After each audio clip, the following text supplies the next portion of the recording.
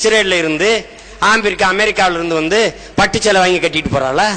நகை கடையெல்லாம் jewellery house. ஏன் நகை மாளிகைன்னா பூரா நகை உருகி தங்கம்லாம் ஓடிட மாட்டா தெருவில்? ஏன் வெள்ளக்காரிலாம் வந்து தாலிக்கு தங்கம் கொடுங்கன்னு வந்து வாங்கிட்டு இருக்காளா? திமிரு. அடிச்சு நொறுக்க மாட்டேன் எல்லா பையனும் அப்படின்னு திமிரு. ஒரு நாள் எல்லாத்தையும் கொளுத்தி போடுற காலம் வந்துடும், பாத்துக்க. நீ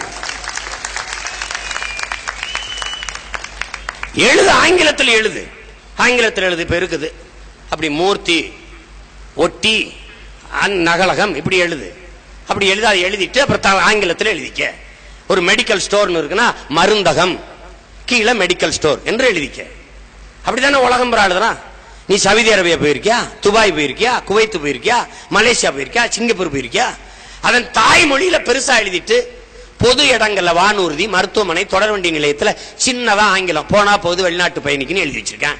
அவன் ஏன் அவன் நல்ல அப்பனுக்கு ஆத்தாளுக்கும் பிறந்திருக்கான்.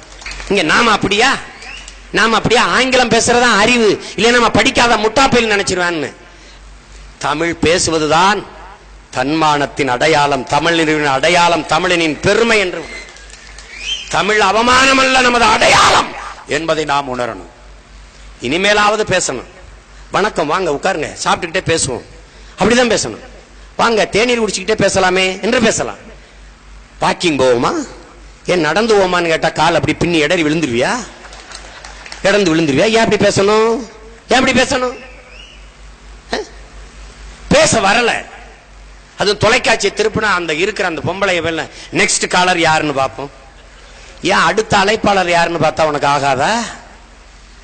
யாருன்னு பார்ப்போம். இந்த சாங்கை யாருக்கு டெடிகேட் பண்றீங்க? பல கோடியை போட்டு பாட்டு எடுத்தது நான். இந்த பரதேசி நாய் யாருக்கோ டெடிகேட் பண்ண. நீ யாருக்கு டெடிகேட் பண்ண? கொப்பம் பாசல பாட்டு எடுத்துட்டு போடு. அதை என்னுடைய லவருக்கு டெடிகேட் பண்றேன். அவ்வளவு செருப்பால ஒன்னு அடி, ஒன்னே ஒரு செருப்பால்.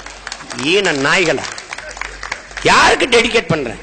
இந்த பாட்டை என்னுடைய காதலிக்கு, என் அன்பிற்குரியவளுக்கு படைக்கிறேன் என்று சொல்லடா பரதேசி நாயே. டெடிகேஷன். ஆமா, எத்தனை நாளைக்கு இப்படி பேசி பேசி கத்தி செத்துட்டு போவேன்னு நினைக்கிறேன்? நீ என்ன கேனப்பல் நினைச்சுக்கிறியா? என்னை ஒரு நாய் கேக்குது, நீ முதலமைச்சராகத்தான் கட்சி ஆரம்பிச்சான்னு. முச்சந்தில இருந்து கத்திக்கிட்டே இருக்கிறது கடை சாகிறதுக்கு கட்சி ஆரம்பிச்சிருக்கேன்னு நினைக்கிற? ஏண்டா விஜயகாந்த் நாட்டுக்கு முதலமைச்சர் ஆகணும்னு இருக்கிற, நான் கூடாதாடா?